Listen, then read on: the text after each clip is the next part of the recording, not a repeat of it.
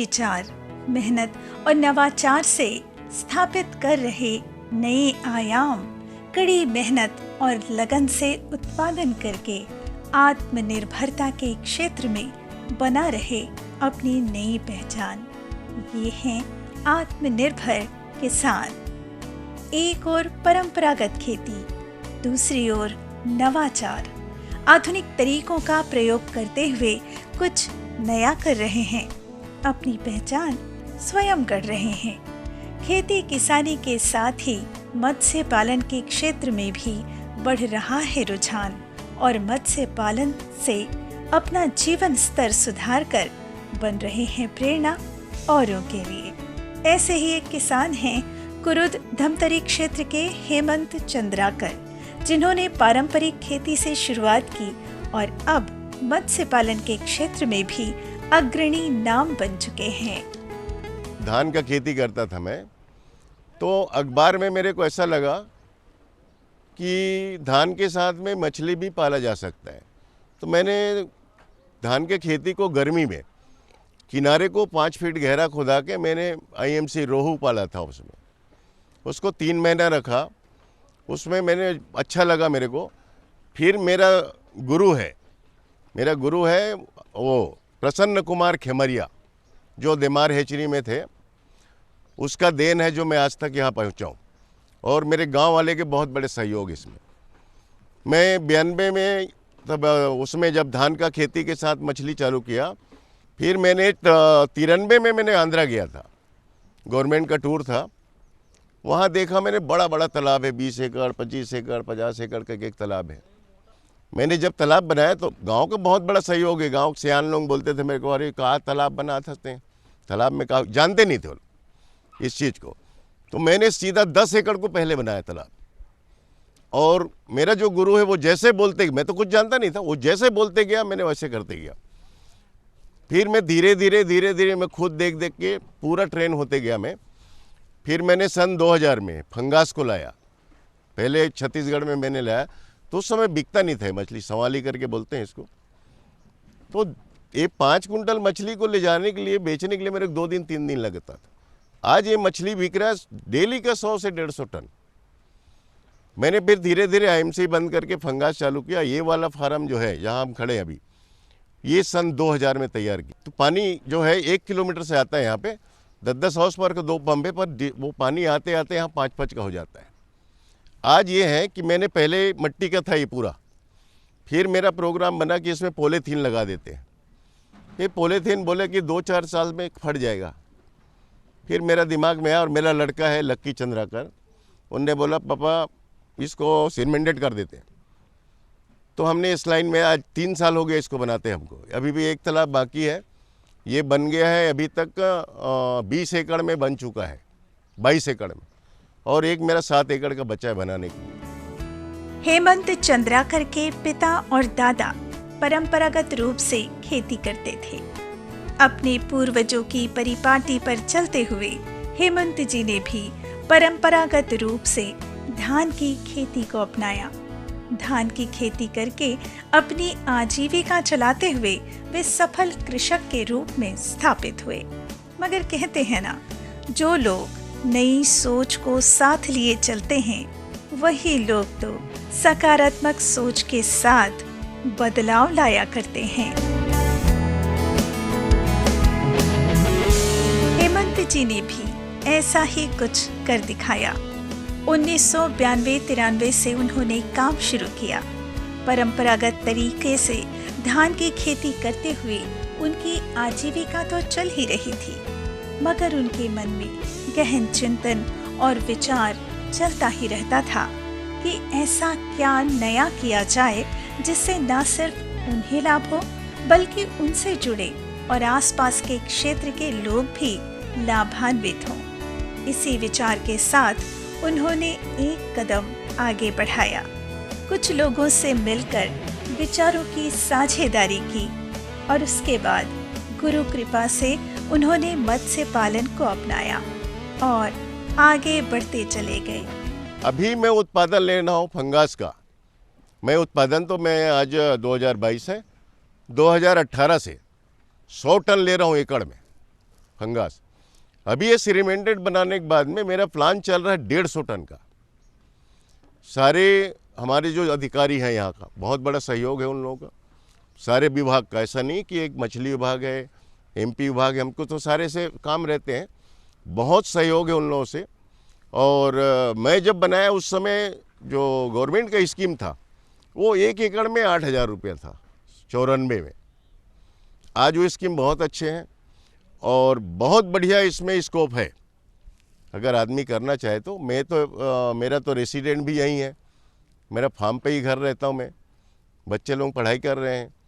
आज मैंने रिसर्च कर रहा हूँ 150 टन का, 1 एकड़ में 150 टन ये फंगेसियस संवाली मैंने पैदा करने का प्लानिंग चल रहा है। देखिए तालाब जैसे हमने बनाया, तालाब को पहले खाली कर देंगे, तालाब में पूरा मिनरिंग करेंगे, चूना डालेंगे, डीएपी खाद डालेंगे, तुम्हारा पोटाश डालेंगे, मिनरल डालेंगे, यूरिया नहीं डालते। ये करके जब पानी तैयार हो जाए तो फिर हमने फंगास का बीज डालते हैं 100 ग्राम का, बीज डालते हैं 100 ग्राम का, तो 8 से 9 महीना में तैयार हो जाता है। 1 किलो मछली बनाने के लिए अलग अलग रेशियो होता है दाने का। मैंने जो दाना बनवा रहा हूँ वो नागपुर से बनवाता हूँ। शुरुआती दौर में उनके पास करीब 10 एकड़ जमीन थी। सन 2000 में उन्होंने 30 एकड़ में फार्म बनाया, जिसमें से 24 एकड़ में वे मत्स्य पालन कर रहे हैं, जिसमें से 80 से 100 टन प्रति एकड़ उत्पादन उन्हें प्राप्त हो रहा है। कड़ी मेहनत और लगन से जुटे रहने का परिणाम सुखद रहा। लाभ का ग्राफ तेजी से बढ़ने लगा और हेमंत जी का मनोबल भी बढ़ता चला गया। इसी ने उन्हें स्थापित किया सफल और आत्मनिर्भर किसान के रूप में। इस फार्म में 40 एकड़ में एक हाई डेंसिटी फार्मिंग हो रही है और ये छत्तीसगढ़ के अपने आप में एक यूनिक प्रोजेक्ट है। यहाँ सभी तालाबों को जैसे हम आरएस विधि से मछली पालन करते हैं उसी पैटर्न पे सेमी बायोफ्लोक और आरएस जैसा ही यहाँ ओपन पोंड में मछली पालन का कार्य किया जा रहा है। यहाँ प्रति एकड़ 100 टन उत्पादन लिया जा रहा है और हमारे जो किसान हैं हेमंत चंद्राकर जी, उनकी आगे की प्लानिंग है 150 टन प्रति हेक्टेयर लेने की।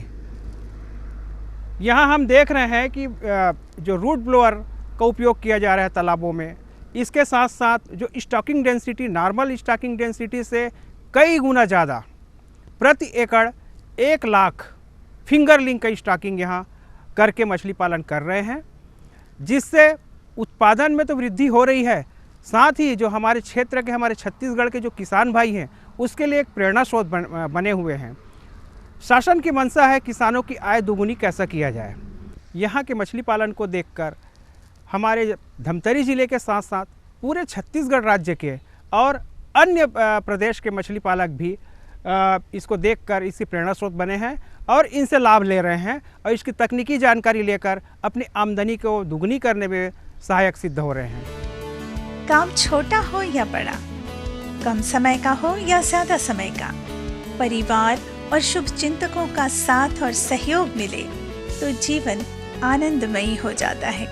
हेमंत जी को भी परिवार का पूरा साथ मिला, सहयोग मिला और साथ दिया शासन ने, क्योंकि उस समय मछली पालन के लिए पर्याप्त राशि उनके पास नहीं थी। तब सरकारी योजना का लाभ लेकर हेमंत जी ने तालाब का निर्माण कराया और पंगास मछली का उत्पादन शुरू किया। पंगास मछली का उत्पादन भी हेमंत जी अनूठे तरीके से कर रहे हैं। खासियत ये है कि ये जिंदा मछली ग्राहकों तक पहुंचाते हैं। जब मैंने मछली फार्म का काम चालू करने के लिए चालू किया, उस समय मेरे घर वाले का तो पूरे योगदान, मेरे गांव वाले के पूरे योगदान और मेरे दोस्तों का बहुत ज़्यादा योगदान। उस समय क्या है, मैंने पैसा नहीं था मेरे पास, लोन के लिए बैंक में बहुत चक्कर लगाया, पर मेरे को लोन नहीं मिला गवर्नमेंट से, तो मैंने प्राइवेट लोन लिया और उस प्राइवेट लोन से मैंने इस तालाब को निर्माण किया हूँ। वो आदमी मेरा आज भी बहुत अच्छे मित्र है और कभी भी मेरे को ज़रूरत पड़ता है पैसे का तो पैसा मेरे को देता है। सारे गांव वाले का बहुत योगदान है, सारे मछली विभाग के अधिकारियों का बहुत योगदान है। आज मैंने धीरे धीरे, मेरा लड़का अभी 100 एकड़ में फार्मिंग करूंगा बोल रहा है। अभी इसमें बहुत ज़्यादा स्कोप है और अभी गवर्नमेंट का जो शासन का जो अनुदान है लोगों को, वो बहुत अच्छा है। और दूसरी बात है, मेरे एक सलाह है किसानों का कि जिसके पास 5 एकड़ ज़मीन है वो भी 1 एकड़ में तालाब बनाए, जिसके पास 10 एकड़ ज़मीन है वो भी 2 एकड़ तालाब बनाए। मैंने जब इसको चालू किया तो मेरे से बहुत लोग सहयोग लिए हैं। अभी जितने भी हाईटेक सिस्टम से मछली पालन कर रहे हैं वहाँ मुख्यतः पंगेसियस प्रजाति की मछली बीज का संवर्धन करके उसका पालन कर रहे हैं। पहले पंगेसियस मछली बीज बंगाल से लोग लाके यहाँ पालन करते थे और जिस फार्म में खड़े हैं सन 2000 में पूरे छत्तीसगढ़ में पहले बार इस फार्म में पंगेसियस प्रजाति का पालन की शुरुआत किया गया था और यहाँ से धीरे धीरे पूरे छत्तीसगढ़ राज्य में आज की स्थिति में पंगेसियस पालन बहुत ज़्यादा हो रहा है। अब जब मछली पालन में वृद्धि हुई तो उसके लिए मछली बीज की मुख्य आवश्यकता है, तो हमारे छत्तीसगढ़ के बहुत सारे फार्मर अब पंगेसियस मछली बीज का उत्पादन कर रहे हैं। हमारे छत्तीसगढ़ राज्य में आज की स्थिति में 10 करोड़ फिंगरलिंग से ऊपर पंगेसियस प्रजाति का मछली बीज का उत्पादन हो रहा है। यहाँ की स्थानीय आवश्यकताओं की पूर्ति कर ही रहे हैं, साथ ही साथ आसपास के राज्यों महाराष्ट्र, उड़ीसा, यहाँ सप्लाई हो रही है।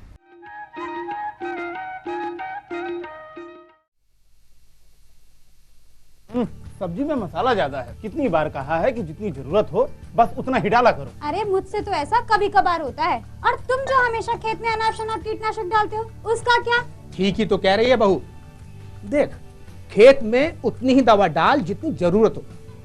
याद रखो, कीटनाशक जहरीले होते हैं। डिब्बे पे लिखी सूचना के हिसाब से ही दवा डालनी चाहिए। पहले फेरोमोन ट्रैप, फ्लाइट ट्रैप, मित्र कीट, जैविक कीटनाशक आदि का इस्तेमाल करें। जरूरत पड़ने पर ही रासायनिक कीटनाशक का इस्तेमाल करें। छिड़काव सुबह या शाम दस्ताने, मास्क और पूरी आस्तीन वाले कपड़े पहनकर करें। हवा की दिशा में छिड़काव करते हुए पीछे जाएं। दवा के डिब्बे, छिड़काव यंत्र सुरक्षित जगह पर रखें। अब कुछ समझे क्या? हाँ, समझ गया मेरी रानी। अब ना करो नादानी। इसने पिला दिया ना तुझे पानी। जी किससे बात कर रहे थे इतना हंस हंस कर? किसान कॉल सेंटर में विशेषज्ञ से खेती के बारे में सलाह ले रहा था। सुबह भी रात को भी? किसान कॉल सेंटर सुबह 6 बजे से रात को 10 बजे तक खुलता है। रविवार को भी? साल के 365 दिन खुलता है। पर तुम ये सब क्यों पूछ रही हो? मैं तो कुछ और ही समझी थी। कृषि संबंधी समस्याओं का अपनी भाषा में तुरंत समाधान पाने के लिए पूरे भारत में किसी भी फोन से राष्ट्रीय हेल्पलाइन नंबर 1800-1801-551 पर संपर्क करें। आप किसान भाइयों की खेती बाड़ी से जुड़ी हर समस्या का कृषि विशेषज्ञों द्वारा तुरंत समाधान। किसान कॉल सेंटर। आप भारत के किसी भी प्रदेश में रहते हो, कोई भी भाषा बोलते हो, आपकी समस्या चाहे फसल की बीमारी की हो, खाद की, पशुपालन की या कृषि से जुड़ी नई तकनीक की, अपनी समस्या का अपनी ही भाषा में समाधान पाने के लिए आप देश के किसी भी कोने से डायल करें 1551। विशेषज्ञ द्वारा आपको दी जाने वाली ये सलाह बिल्कुल निशुल्क है। ये सुविधा प्रातः 6 बजे से रात्रि 10 बजे तक निशुल्क उपलब्ध है। किसान कॉल सेंटर यानी 1551।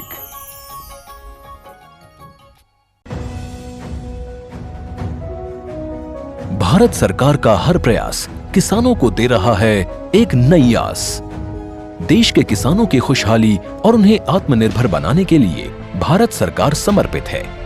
प्रधानमंत्री श्री नरेंद्र मोदी जी के नेतृत्व में कृषि क्षेत्र में किए गए निरंतर प्रयासों के फलस्वरूप देश खाद्यान्न व बागवानी के क्षेत्र में आत्मनिर्भर हो चुका है और देश में दलहन का उत्पादन भी बढ़ा है। इसी तरह भारत सरकार ने खाद्य तेलों के उत्पादन को बढ़ाने के भी अनेक प्रयास किए हैं। इसी क्रम को आगे बढ़ाते हुए माननीय प्रधानमंत्री श्री नरेंद्र मोदी जी के नेतृत्व में भारत सरकार ने दूरदर्शी निर्णय लेते हुए राष्ट्रीय खाद्य तेल मिशन ऑयल पाम की शुरुआत की है। इस मिशन से देश भर के किसानों को बहुत लाभ मिलेगा। कृषि के पूंजी निवेश में वृद्धि होगी, खाद्य तेल आयात पर देश की निर्भरता कम होगी और रोजगार के नए अवसर पैदा होंगे। खाने के तेल में आत्मनिर्भरता के लिए अब राष्ट्रीय खाद्य तेल मिशन ऑयल पाम का संकल्प लिया गया है। इससे किसानों को तो सीधा लाभ होगा ही, गरीब और मध्यम वर्ग के परिवारों को सस्ता और अच्छी क्वालिटी का तेल भी मिलेगा। यही नहीं, ये मिशन बड़े स्तर पर रोजगार का निर्माण करेगा। इस मिशन के अंतर्गत ऑयल पाम का रकबा और पैदावार बढ़ाने पर जोर देने के लिए सरकार ने 11,000 करोड़ रुपए से अधिक की सहायता राशि निर्धारित की है। मिशन के तहत सरकार ने ऑयल पाम की खेती के लिए रोपण आदि की सहायता में बढ़ोतरी करते हुए पहले मिलने वाले 12,000 रुपए प्रति हेक्टेयर को बढ़ाकर 29,000 रुपए प्रति हेक्टेयर तक कर दिया है। ऑयल पाम के पुराने बागों के पुनरुद्धार के लिए 250 रुपए प्रति पौधा के हिसाब से विशेष सहायता दी जा रही है। पौधारोपण सामग्री की कमी दूर करने और बीजों की पैदावार करने वाले बागों को भी सहायता दी जाएगी। इसके तहत 15 हेक्टेयर ऑयल पाम उद्यान के लिए 80 लाख रुपए तक की सहायता राशि दी जाएगी। इसके अलावा नर्सरी विकास के लिए 40 लाख रुपए तक तय किए गए हैं। पूर्वोत्तर और अंडमान राज्यों के लिए विशेष सहायता का भी प्रावधान है। ऑयल पाम के किसान ताजे फलों के गुच्छे यानी FFB का उत्पादन करते हैं, जिनकी वर्तमान में कीमतें अंतर्राष्ट्रीय मूल्यों में उतार चढ़ाव के आधार पर तय होती हैं। पहली बार केंद्र सरकार ताजे फलों के गुच्छे की कीमत के लिए किसानों को आश्वासन दे रही है। ये व्यवहार्यता मूल्य यानी VP कहलाएगा, यानी किसानों को कोई घाटा नहीं होने दिया जाएगा। व्यवहार्यता मूल्य VP तय करने की शुरुआत 1 नवंबर से होगी और अगले वर्ष 31 अक्टूबर तक जारी रहेगी।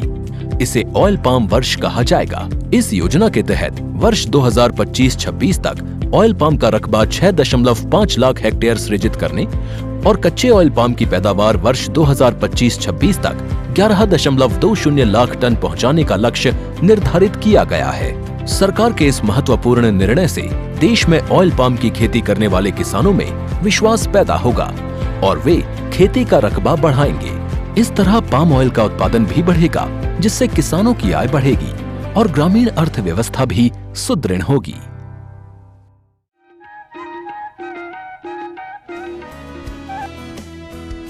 मत्स्य पालन को विस्तार देने के लिए हेमंत जी ने अपने खेतों में हर तरह की सुविधा रखी है।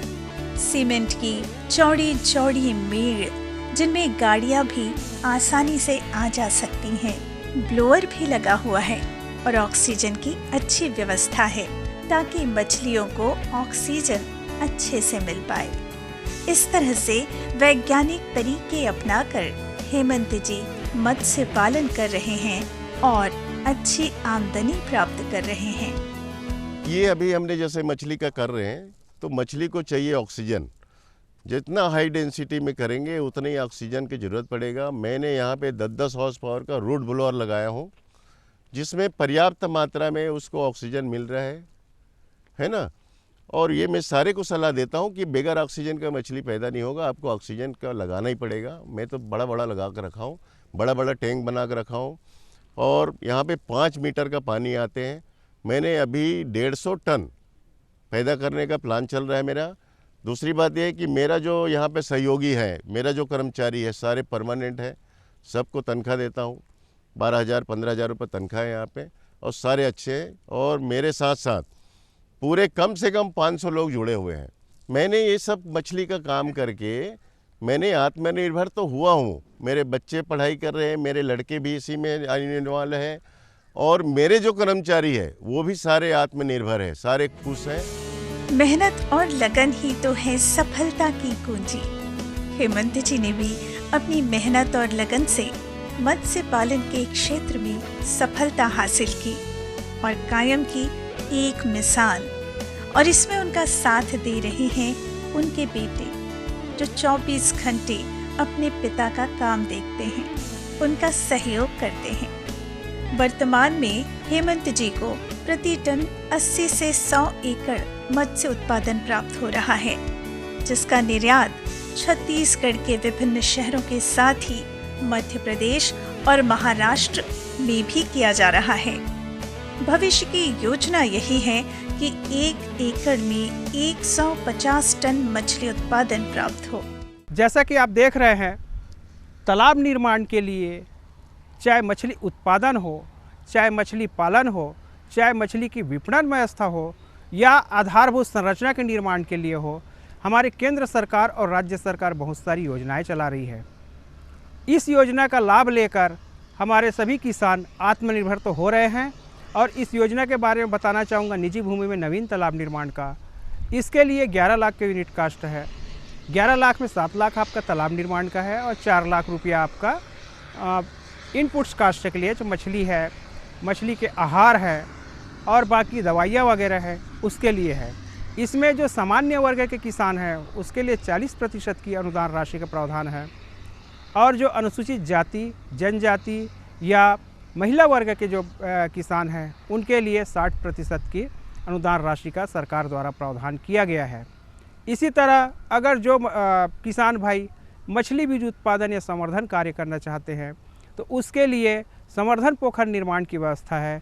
साथ ही अगर कोई हेचरी निर्माण करना चाहते हैं तो वो उसके लिए भी हेचरी निर्माण के लिए अनुदान राशि का प्रावधान किया गया है।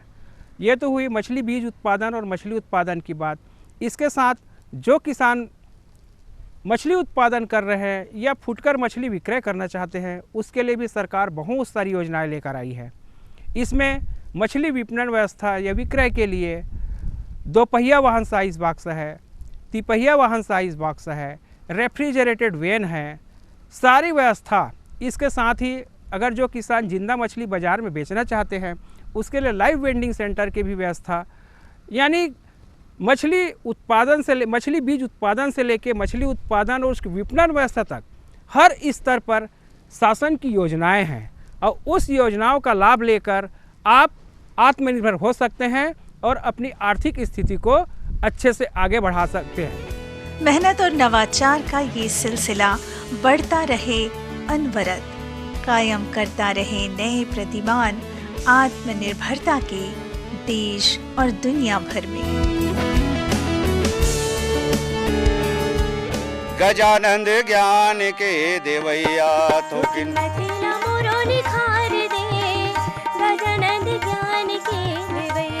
थोकिन मतीला मोरे निखार दे, गजानंद ज्ञान के देवैया थोकिन मतीला मोरो निखार दे, गजानंद ज्ञान के देवैया गजानंद ज्ञान के देवैया गजानंद ज्ञान के देवैया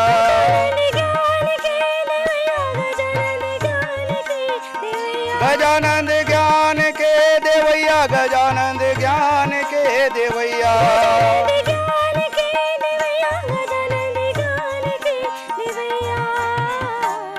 अब तो बूढ़त डोंगा उबार दे, गजानंद ज्ञान के देवैया थोकिन मतीला मोरो निखार दे, गजानंद ज्ञान के देवैया।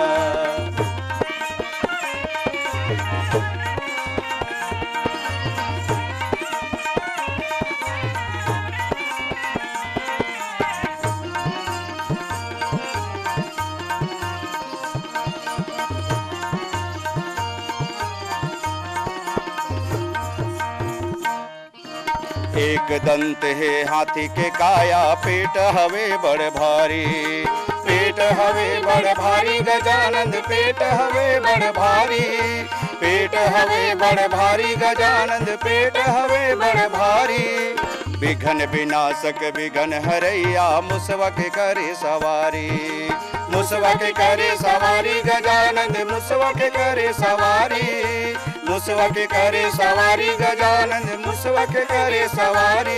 7 सूर के सजैया, लड्डू पेड़ा के खवैया, 7 सूर के सजैया, लड्डू पेड़ा के खवैया। अब तो सरगमला मोरे संवार दे, गजानंद ज्ञान के देवैया थोकिन मतीला मोरो निखार दे,